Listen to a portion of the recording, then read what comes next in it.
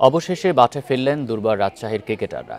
সভাপতির মিটিং ও দলের পক্ষ থেকে পারিশ্রমিক নিয়ে আশ্বাস দেওয়ার পর নিজেদের সিদ্ধান্ত বদলেছেন খেলোয়াড়রা। 25% নগদ ও 25% টাকা চেকে আজই দেওয়া হবে বলে নিশ্চিত করেছেন দলটির ম্যানেজার মেহরাব হোসেন অপি। সেই আশ্বাসে অনুশীলন শুরু করেছেন বিজয় তাসকিনরা। কাল দুপুরে সিলেটের বিপক্ষে লড়বে রাজশাহী। পারিশ্রমিক না পেয়ে অনুশীলন বর্জন করেছিলেন দলটির ক্রিকেটাররা। একের পর এক তারিখ পরিবর্তন করলেও চুক্তি অনুযায়ী অর্থ না পাওয়ার অভিযোগ ওঠে মালিক পক্ষের বিরুদ্ধে। তাই টাকা না পাওয়া পর্যন্ত মাঠে যাবেন না বলে হুমকি দিয়েছিলেন ক্রিকেটাররা। এমনকি ম্যাচ না খেলারও সিদ্ধান্ত নিয়েছিলেন।